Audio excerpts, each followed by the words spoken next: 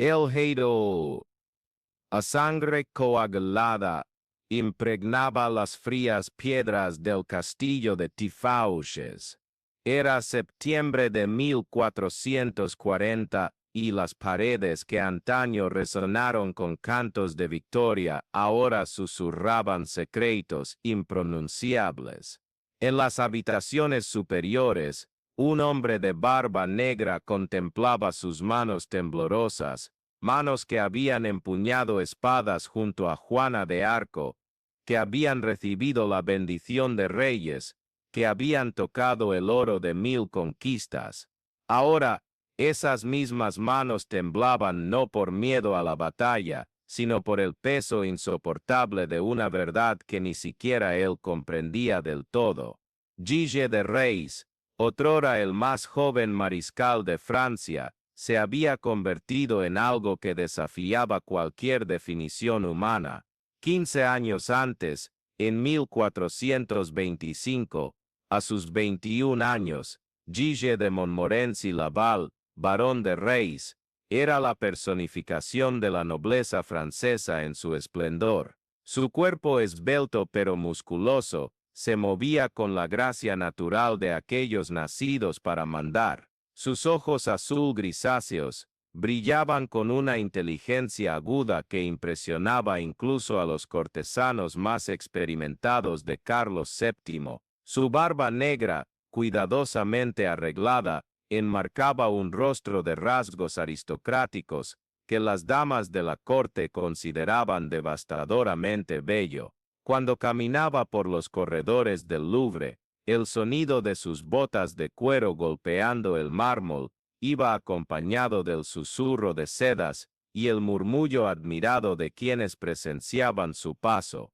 La fortuna de Gille era legendaria incluso entre la alta nobleza. Poseía castillos esparcidos por toda Bretaña y el Anjou, Machecoul, Tifauches, Champtocé, Blasson, cada uno de ellos una imponente fortaleza que dominaba el paisaje circundante como una declaración de poder. Sus tierras se extendían por leguas, proporcionándole una riqueza anual que rivalizaba con la del propio rey. Estimaciones de la época sugieren que sus dominios generaban el equivalente a 2 millones de libras francesas al año, una cantidad astronómica que permitía al joven barón mantener una corte particular de cientos de personas, incluyendo soldados, artistas, alquimistas y clérigos. Fue en este contexto de opulencia casi mítica que Gille encontró su destino, junto a una joven campesina que afirmaba oír voces divinas. Juana de Arco llegó a la corte en 1429, y desde el primer encuentro, algo inexplicable conectó a estos dos seres aparentemente tan diferentes. Tal vez fue el reconocimiento mutuo de almas tocadas por fuerzas más allá de la comprensión humana común, o simplemente la fascinación que dos personalidades extremas ejercen una sobre la otra. Gille vio en Juana no solo una santa guerrera, sino un reflejo distorsionado de su propia naturaleza intensa y absoluta. En las campañas militares que siguieron, Gille de Reis se convirtió en la leal sombra de Juana. Lucharon juntos en Orleans, donde el barón comandó la artillería con una pericia que impresionó incluso a los veteranos de guerra. Testigos de la época describieron cómo Gille, montado en su corcel negro, galopaba entre las líneas enemigas con una furia controlada que parecía casi sobrenatural. Su espada, forjada por los mejores armeros de París, cortaba el aire con precisión mortal, y su grito de guerra, un rugido profundo que resonaba incluso sobre el fragor de la batalla, se hizo conocido y temido por las tropas inglesas. Durante el sitio de Jargeau, en junio de 1429, un cronista anónimo registró en su diario una escena que se volvería profética. Vi al joven barón de Reis, después de la toma de la ciudad, sus manos y armadura manchadas de sangre, los ojos brillando con un fervor que me causó inquietud. Había algo en su mirada que no pude descifrar, un hambre que parecía ir más allá de la victoria militar. Cuando se acercó a los prisioneros ingleses heridos, percibí en él una fascinación mórbida que me heló los huesos, incluso bajo el calor del combate. La coronación de Carlos VII en Reims, en julio de 1429, marcó el apogeo de la carrera militar de Guise. A sus 25 años, fue nombrado mariscal de Francia, el más alto honor militar que el reino podía conceder. La ceremonia fue grandiosa en la catedral gótica, iluminada por cientos de velas. Guise se arrodilló ante el rey recién coronado mientras éste colocaba sobre sus hombros el manto bordado en oro que simbolizaba su nueva posición. El eco de los cantos gregorianos llenó las bóvedas de piedra,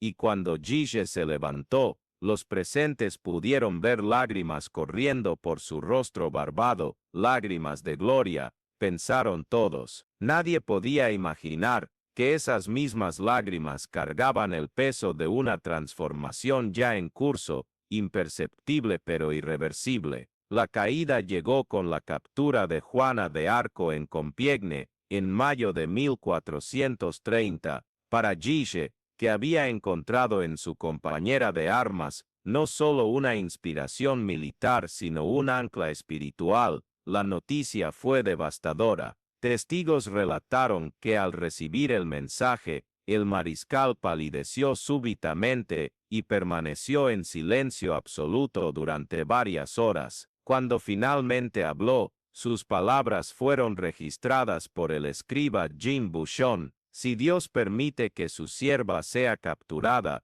entonces quizás Dios no sea digno de nuestra devoción, o este quizás sea precisamente lo contrario. Tal vez seamos nosotros quienes no merecemos su protección. El comportamiento de Guise cambió drásticamente en los meses que siguieron. Abandonó la corte y se retiró a sus dominios, donde comenzó a reunir una extraña corte de individuos cuestionables. Entre ellos estaba Francisco Prelati, un joven clérigo florentino de apariencia angelical pero ojos inquietantemente vacíos, que llegó a Tifauges en 1431 afirmando poseer conocimientos alquímicos capaces de transmutar metales comunes en oro. Prelati traía consigo una biblioteca de textos prohibidos, grimorios medievales, encuadernados en cuero negro, tratados sobre invocación demoníaca escritos en latín arcaico, y manuscritos árabes que describían rituales sangrientos con detalles nauseabundos. La biblioteca de Guise y el infierno que desató la biblioteca personal de Guise, antes repleta de obras de caballería y tratados militares, se transformó gradualmente en una siniestra colección. Volúmenes de necromancia competían por espacio con textos de alquimia,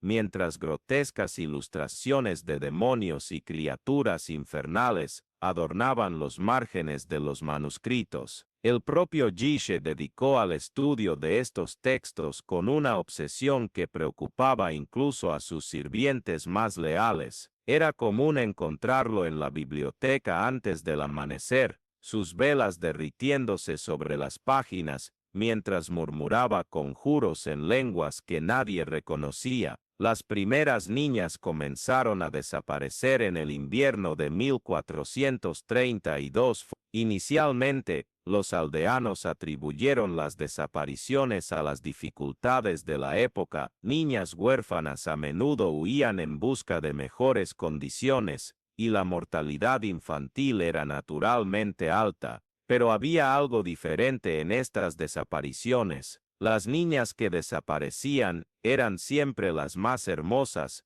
las de ojos más brillantes, aquellas cuya inocencia parecía casi sobrenatural, y todas habían sido vistas por última vez en las proximidades de los dominios de Guise de Reims. Los criados del castillo comenzaron a susurrar sobre extraños olores que emanaban de los aposentos del señor, un olor dulce y nauseabundo que recordaba a flores en descomposición mezcladas con hierro oxidado. Las lavanderas reportaron ropas manchadas con sustancias que no podían identificar y que resistían cualquier intento de limpieza. Una de ellas, Margarita la pelirroja, le confió a una amiga: las vestiduras del Señor llegan hasta nosotras con manchas que parecen vivas, que se esparcen por el agua como sangre, pero con un olor que me hace vomitar, y siempre hay pedazos de tela rasgados, como si hubieran sido arrancados con violencia. Durante este periodo oscuro, algunos observadores atentos comenzaron a notar cambios físicos en Gishe. Su postura, antes altiva y militar, adquirió algo de encorvada, como si llevara un peso invisible sobre los hombros. Sus ojos, antes brillantes, desarrollaron una cualidad vidriosa y distante, especialmente cuando observaba a las niñas. Su piel, antes sonrosada por la vida al aire libre de las campañas, se volvió pálida y cerosa, como si raramente viera la luz del sol. La barba, antes cuidadosamente arreglada, creció descontrolada, ocultando parcialmente un rostro que parecía estar disolviéndose por dentro. Si has seguido estas narraciones que revelan los aspectos más oscuros de la naturaleza humana, suscríbete para continuar explorando los misterios que la historia prefiere olvidar. Cada relato que compartimos es una ventana para comprender cómo la grandeza puede transformarse en horror, y cómo los límites de la moral pueden ser sobrepasados por mentes que han perdido el contacto con su propia humanidad. Los rituales comenzaron de forma casi experimental. Prelati había convencido a Gishe de que ciertos sacrificios eran necesarios para atraer la atención de los demonios que podrían restaurar su fortuna, pues paradójicamente, incluso con su inmensa riqueza, el mariscal había comenzado a gastar de forma desenfrenada, financiando proyectos cada vez más extravagantes y bizarros. La primera niña llevada a los aposentos privados fue una niña de unos 10 años, hija de un campesino que creyó estar enviando a su hija a servir como paje en la corte del noble. Lo que sucedió esa noche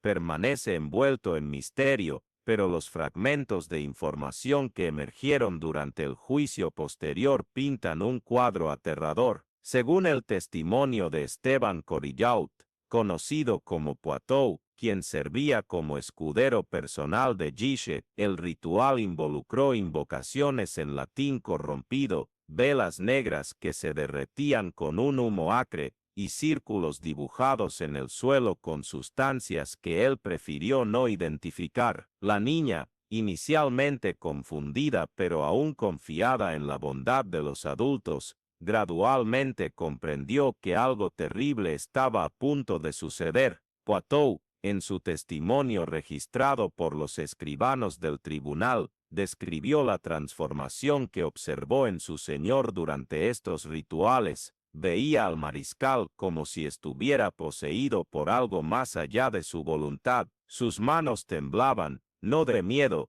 sino de una excitación que me llenaba de horror. Hablaba con la niña en tonos dulces, casi paternales, mientras preparaba instrumentos cuya función no me atrevía a imaginar. Era como si dos personas habitaran el mismo cuerpo, el noble caballero al que había servido durante años, y algo monstruoso que se había apoderado de su alma. Los relatos sugieren que Gishe desarrollaba una intimidad perturbadora con sus víctimas antes de matarlas. Conversaba con ellas sobre sus familias, sus esperanzas, sus miedos infantiles, les ofrecía dulces y juguetes, creando una atmósfera de falsa seguridad que hacía el horror subsecuente aún más insoportable. Algunos testimonios indican que obligaba a las niñas a participar en simulacros de ceremonias religiosas, donde él mismo asumía el papel de sacerdote en una parodia blasfema de la misa cristiana. La técnica de asesinato variaba,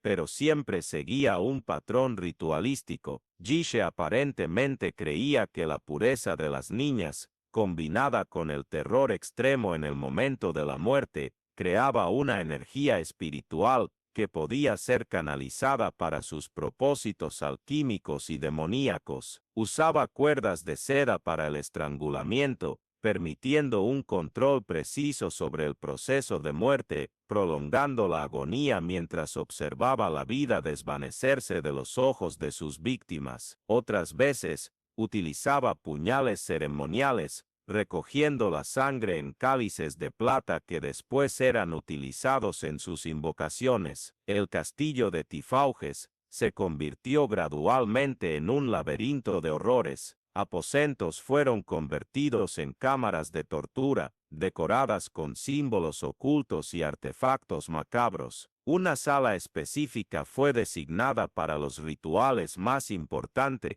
Sus paredes fueron pintadas de negro, y el suelo fue cubierto con piedras que podían ser fácilmente lavadas. Velas especiales, hechas con grasa humana según algunas alegaciones, ardían continuamente, creando una atmósfera de crepúsculo perpetuo que parecía absorber cualquier vestigio de esperanza o inocencia. Los siervos más allegados a Gishe fueron gradualmente corrompidos o eliminados. Aquellos que mostraban señales de resistencia u horror excesivo simplemente desaparecían, reemplazados por individuos de moral más flexible o ya comprometidos con actividades criminales. Enrique Griart, quien sirvió como camarero durante los años más oscuros, declaró posteriormente: el castillo ya no era un hogar, sino una representación del infierno en la tierra. El silencio solo era quebrado por los gritos que emergían de los aposentos del Señor, gritos que aprendimos a ignorar si queríamos preservar nuestras propias vidas. Entre 1432 y 1440 se estima que entre 140 y 300 criaturas desaparecieron en las cercanías de los dominios de Gishes de Rais. La mayoría eran campesinos pobres, hijos de familias sin influencia política para investigar adecuadamente las desapariciones, pero Gishes se volvió cada vez más audaz, comenzando a atacar a niños de familias más prósperas, lo que inevitablemente atrajo atención indeseada. La transformación física de Gishes durante esos años fue notable. Pinturas de la época muestran a un hombre que había perdido considerablemente peso, con ojeras profundas que conferían a su rostro una apariencia cadavérica. Sus manos, antes firmes y hábiles con la espada, desarrollaron un temblor constante, excepto durante los rituales, cuando una calma sobrenatural parecía apoderarse de él. Su voz, otrora fuerte y autoritaria, se convirtió en un susurro sibilante que obligaba a sus interlocutores a acercarse peligrosamente para comprenderlo. Los gastos extravagantes continuaron paralelamente a los asesinatos rituales. Gishe financiaba espectáculos teatrales grandiosos que costaban fortunas. Una sola representación sobre la vida de Cristo, escenificada en 1435, costó el equivalente al presupuesto anual de una pequeña ciudad. Mantenía cientos de cantantes y músicos, organizaba banquetes descomunales, donde se servían manjares exóticos traídos de los confines del mundo conocido. Era como si intentara, a través del exceso y la opulencia, ahogar los gritos que resonaban en su conciencia durante los momentos de lucidez.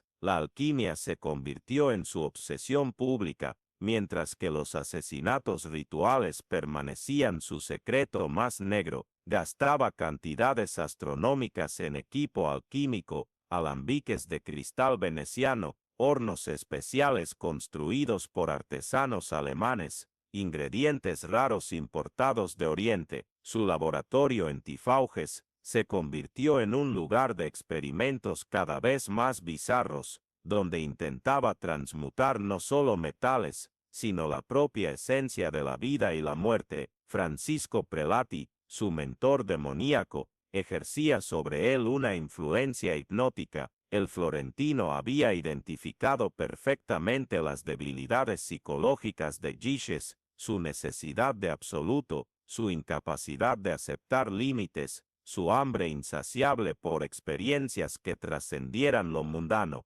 Prelati alimentaba esas tendencias con teorías pseudofilosóficas sobre la naturaleza del bien y del mal, argumentando que sólo a través de la exploración completa de ambos extremos, un alma podría alcanzar la verdadera iluminación. Durante una de sus invocaciones más elaboradas, realizada en la primavera de 1439, Giches afirmó haber establecido finalmente contacto directo con Varón, un demonio específico mencionado en los grimorios de Prelati. Según su propio relato posterior, la criatura apareció en forma de un hombre joven y bello, vestido con sedas escarlata, con ojos que reflejaban llamas sin consumir. Varón supuestamente prometió a Giches no solo oro infinito, sino conocimiento sobre los secretos más profundos de la existencia, a cambio de un precio que aumentaba a cada encuentro. Las exigencias demoníacas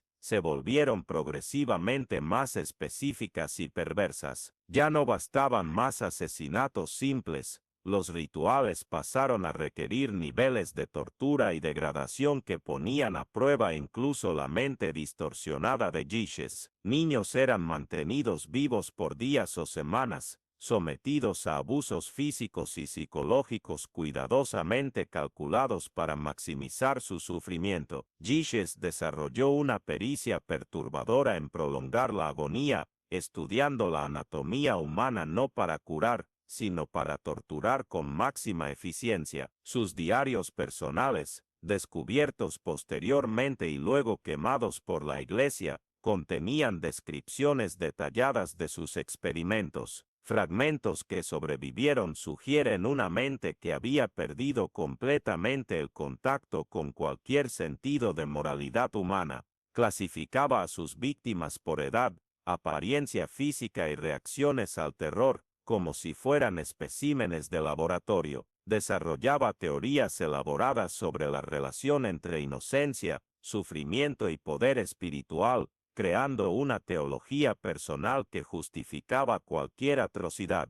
El fin comenzó con la investigación iniciada por el duque de Bretaña en 1440. Las familias de las víctimas habían finalmente encontrado una voz colectiva, y rumores sobre actividades extrañas en los castillos de Giches llegaron a oídos de autoridades que no podían ignorarlos más. El pretexto inicial fue una disputa sobre propiedades eclesiásticas, pero los investigadores rápidamente descubrieron evidencias de crímenes mucho más graves. El arresto ocurrió en septiembre de 1440. Durante una emboscada cuidadosamente planeada, Giches fue capturado en Machecoul por soldados del duque de Bretaña, en una operación que reunió a más de 200 hombres armados, un número que atestigua tanto la importancia como el peligro representado por el exmariscal. Testigos relataron que en el momento de la captura,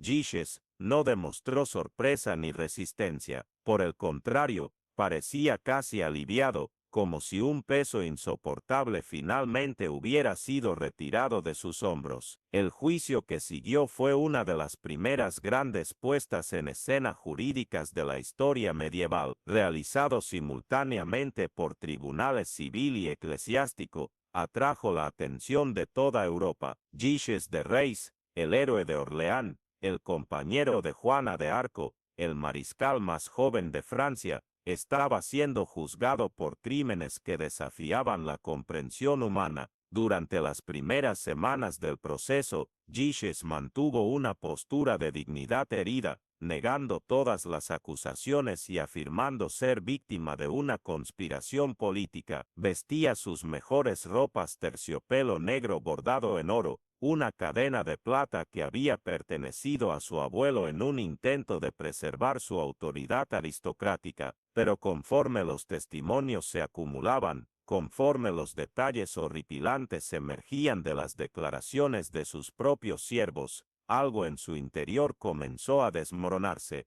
El momento decisivo llegó cuando Poitou, su escudero leal, se vio obligado a testificar en su contra. El hombre que había servido a Giges durante más de una década, que había compartido campos de batalla y noches de gloria, ahora relataba escenas que hicieron palidecer incluso a los jueces más experimentados. Poitou lloró durante su declaración, no por traición, sino por el alivio de poder finalmente compartir el peso de los secretos que habían corrompido su propia alma. Cuando Prelati fue llamado a testificar, la atmósfera de la corte cambió palpablemente. El florentino, aún manteniendo su belleza angelical pero con los ojos revelando una frialdad inquietante, confesó no solo su propia participación en los rituales, sino que proporcionó detalles que solo alguien íntimamente involucrado podría conocer. Describió las invocaciones, los símbolos utilizados,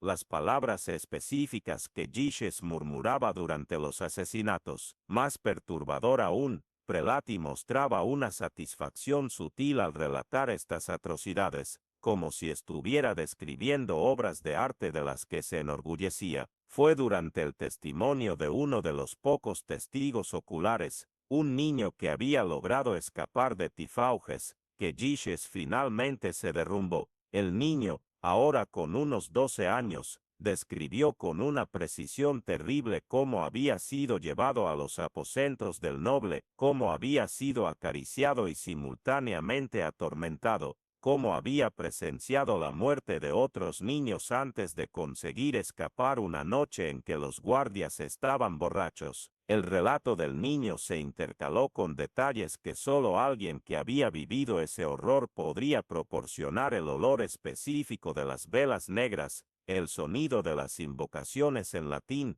la textura de las cuerdas de seda, la expresión en el rostro de Giges durante los momentos de mayor intensidad ritual. A medida que el niño hablaba, Giges comenzó a retorcerse en su silla, las manos temblando cada vez más violentamente, hasta que finalmente se levantó y gritó: «Basta, lo confieso, confieso todo». La confesión que siguió duró 3 días. Giges relató con detalles nauseabundos no solo los asesinatos, sino los pensamientos y sentimientos que los acompañaban. Describió la evolución de su locura, desde la primera muerte experimental hasta los rituales elaborados de los últimos años. Habló sobre la excitación que sentía durante los actos de violencia, sobre la sensación de poder absoluto que experimentaba al decidir sobre la vida y muerte de sus víctimas. Más perturbador que la confesión de los crímenes fue el intento de Giges de justificarlos filosóficamente. Durante largas horas,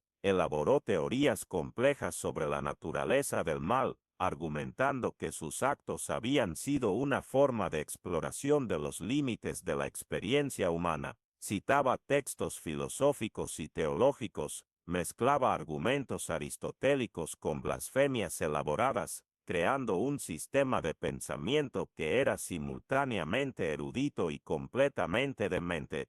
La Iglesia se enfrentó a un dilema sin precedentes. Giges de Rais no era solo un criminal común, sino un noble de alta alcurnia que había luchado junto a una santa reconocida.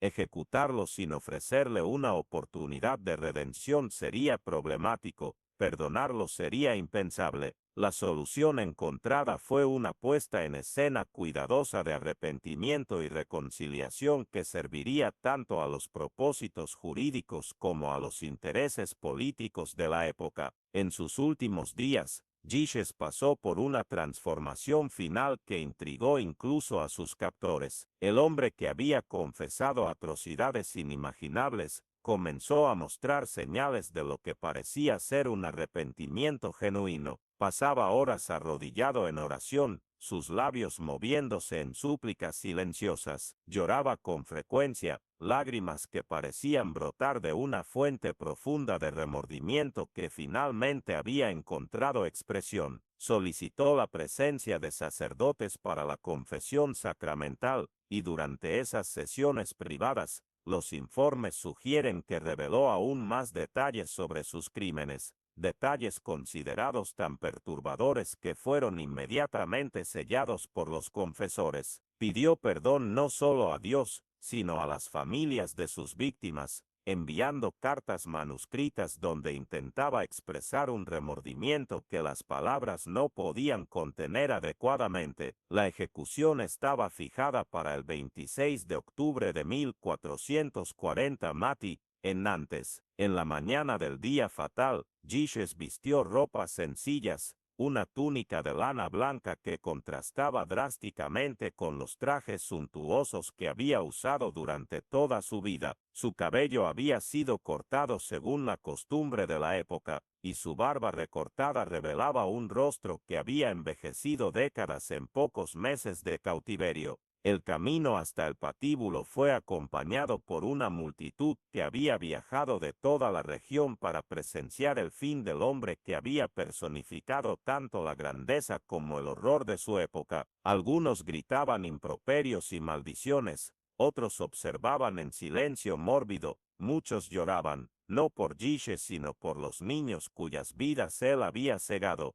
En el cadalso, Guiches se dirigió a la multitud con una voz que había recuperado su antigua autoridad. Sus últimas palabras, registradas por múltiples fuentes, fueron una mezcla de confesión pública, advertencia moral y reflexión filosófica sobre la naturaleza del mal. Advirtió a los jóvenes presentes sobre los peligros de la riqueza sin propósito, del poder sin responsabilidad, de la inteligencia sin sabiduría. Describió su propia caída como un ejemplo de lo que sucede cuando el alma humana pierde el contacto con su esencia divina. Vi el infierno, declaró él, no como un lugar de castigo divino, sino como un estado del ser que creamos cuando abandonamos completamente nuestra humanidad. Cada niño que maté se llevó consigo una parte de mi alma, hasta que solo quedó una cáscara vacía habitada por demonios que yo mismo invoqué. La ejecución se realizó por ahorcamiento, seguido por la quema del cuerpo, una combinación destinada a garantizar tanto la muerte como la destrucción simbólica de cualquier rastro de su presencia terrenal. Pero en una concesión final a su antigua posición,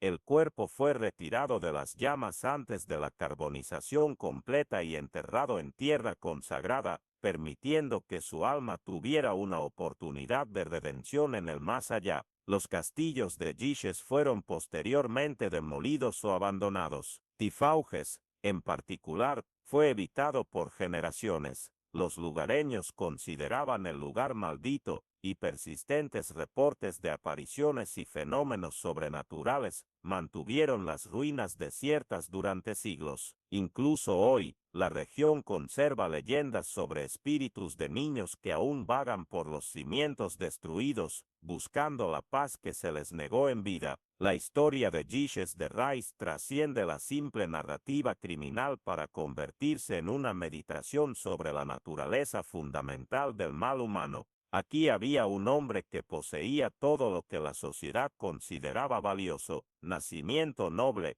riqueza, belleza, inteligencia, valentía militar, proximidad a la santidad a través de Juana de Arco, y aún así, esas mismas cualidades se convirtieron en instrumentos de una depravación que desafía cualquier intento de comprensión racional. Su transformación de héroe nacional en monstruo revela algo perturbador sobre la condición humana, que nuestra capacidad para el bien es inseparable de nuestra capacidad para el mal, y que los mismos talentos que nos permiten alcanzar alturas sublimes pueden, bajo ciertas circunstancias, arrastrarnos a abismos inimaginables. Guiches de Rais murió hace casi 6 siglos, pero los demonios que alimentó continúan hambrientos. Ellos habitan no solo en los rincones oscuros de la historia, sino en los espacios donde el poder se encuentra con la vulnerabilidad, donde la autoridad se transforma en tiranía, donde la civilización revela su cara más primitiva y cruel.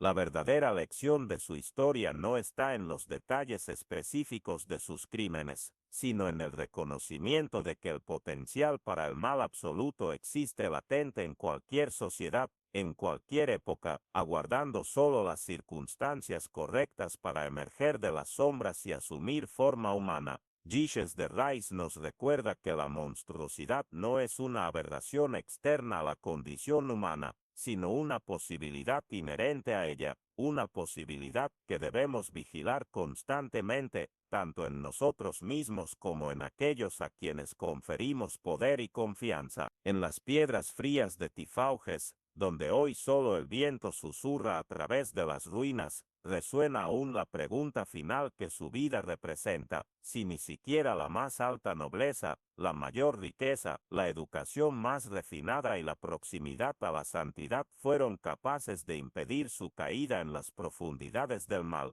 ¿qué puede realmente protegernos de la oscuridad que habita el corazón humano? La respuesta quizás no esté en ninguna protección externa, sino en la vigilancia constante sobre nuestra propia alma, en el reconocimiento de que la línea entre el bien y el mal pasa no entre diferentes tipos de personas, sino a través del corazón de cada individuo. Gilles de Rais nos enseña que la verdadera nobleza no reside en la sangre o en la riqueza, sino en la elección diaria de resistir los susurros sombríos que resuenan en las cámaras más profundas de nuestra conciencia, y así, en las brumas de Bretaña, donde los niños aún evitan ciertas ruinas al anochecer, la historia de Gilles de Rais permanece como un memento mori de la civilización, un recordatorio de que nuestra humanidad no es un estado permanente sino una conquista frágil que debe ser protegida y renovada cada generación, cada día, cada elección moral que enfrentamos en la soledad de nuestra propia alma.